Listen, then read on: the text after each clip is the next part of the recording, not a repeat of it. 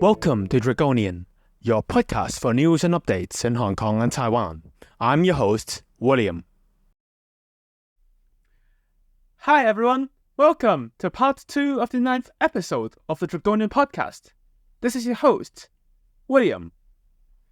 In this part of the episode, we will be discussing topics about Taiwan.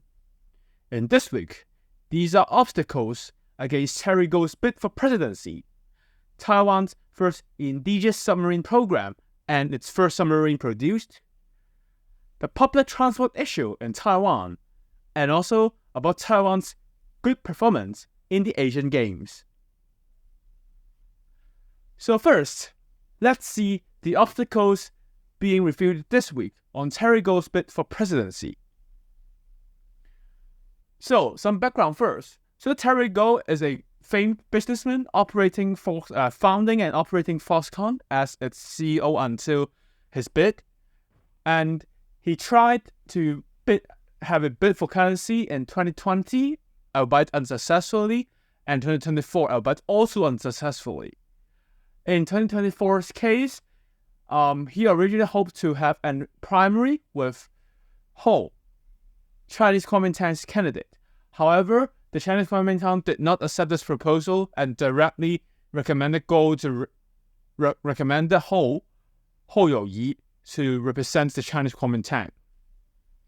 So now, after Ho Youyi being confirmed as a nominee for the Chinese Kuomintang, Terry basically founded a so-called mainstream opinion of the people, or an alliance of the mainstream alliance for the mainstream opinion of the people.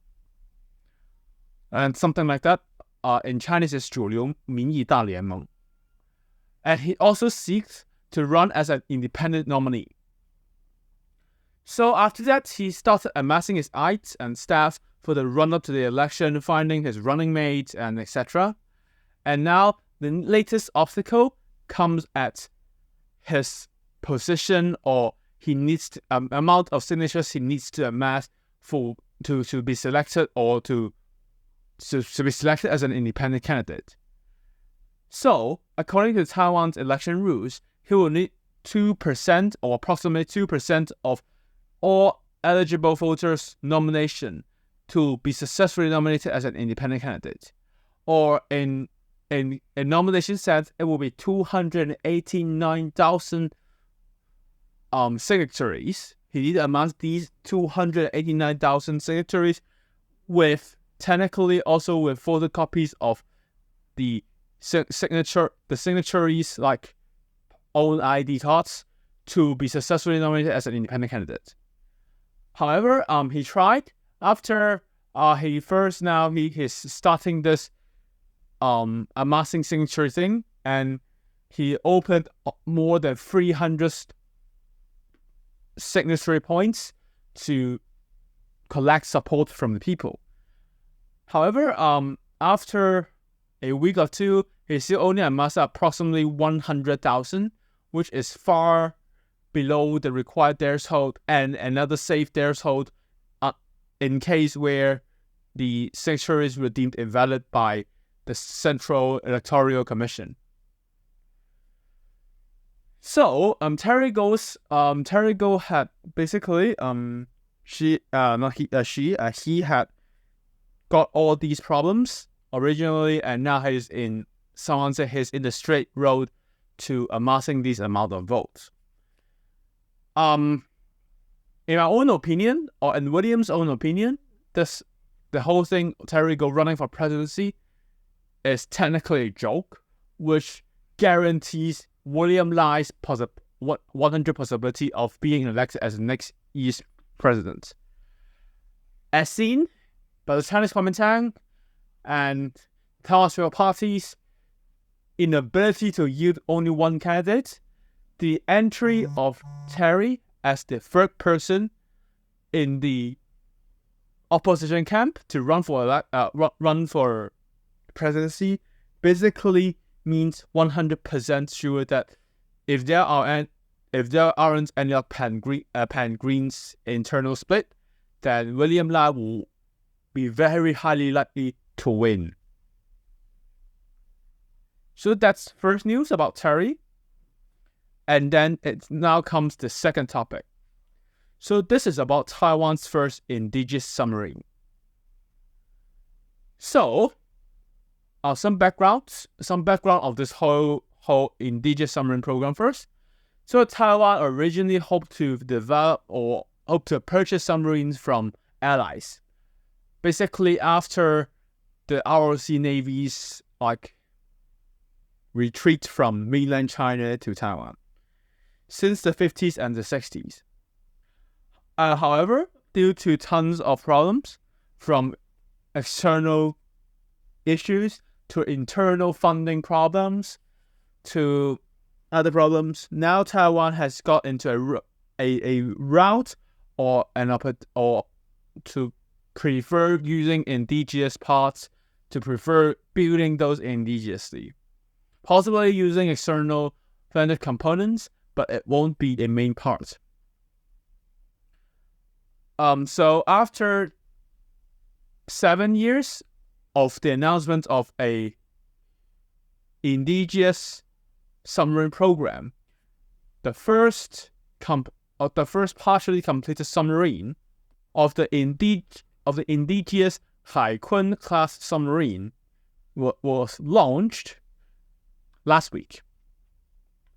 So it's technically not completely incompleted, but it's planned to go into service from 2025 onwards.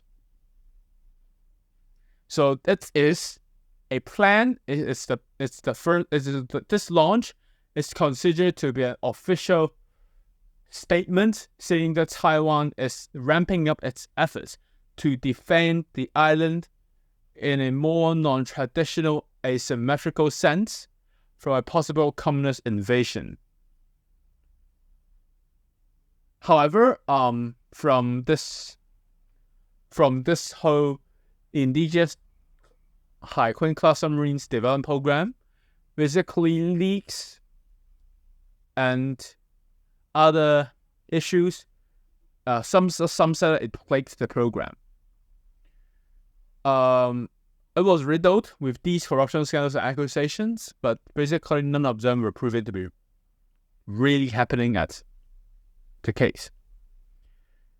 So, in the review and the launch ceremony, one of the designers of the submarine accused an opposition legislator or a legislature in opposition in the Legislative Yuan of leaking these military secrets to the PRC by refusing to sign any non-public disclosures, NDAs, non-disclosure agreements, when reviewing these programs, the details of these programs. As a response, basically the opposition legislature denied the allegations and saying that, these are untrue and you are just making the things up. There are also other different problems within these programs, but albeit minor. This includes on the problem of budgeting and the completion time and etc. With the launch ceremony already delayed for a few months already, but it is technically not a major problem. So in my own opinion, this is a landmark symbol or a symbol towards the PRC against invading Taiwan. However, it's also served as a censor on how much people are working for China, or espionage attempts by China against Taiwan's both military industries, economy, and other things. So this launch ceremony held last week could be considered a success, but the problem doesn't only lie in the launch ceremony itself. There are also different people attended this launch ceremony, and this included nations who do not have official diplomatic ties with Taiwan. So this showed that the pressure, they're so lucky that there are people who can withstand the pressure from China or foreign people or friends of Taiwan, like they do not conform to the pressure being exerted on them by China. So this is the second piece of news and updates in this week. So now is the third piece of news, and this is about the Taiwan's high-speed rail and the public transport problem, and technically also related to the Mid-Autumn Festival events. So, in long story short, in all these like major events or major holidays, basically in Taiwan, China, Taiwan and China, not Taiwan, China, a lot of people will move or travel long distances with public transport, due to them, for example, visiting friends, families, relatives, and they normally visit them in a specific day. Or in the case of the United States, it will be the Black Fridays, turkeys, and Thanksgiving. Or in China, it will be the Spring Festival. Or in Taiwan, basically Spring Festival, Mid-Autumn Festival, Double 10, and all these events, basically they all mean these, like the demand for public transit will soar in a technically unsustainable way. So, what happened last week got into stories was about a news in Taichung. So in Taichung, they hosted the Mid-Autumn Festival celebration, and after the celebration, people would just need to go back to, for example, Kaohsiung or Taipei to where they work and live.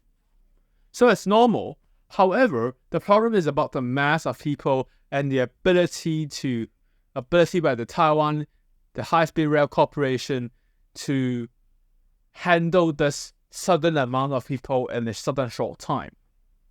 So as a result, people will need to wait for 2 hours for a standing ticket just to board the train itself.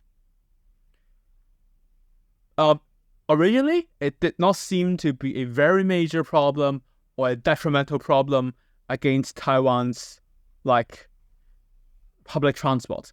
However, the same thing also happened to Taiwan's rail company, or currently is the 铁路局, Taiwan Railways.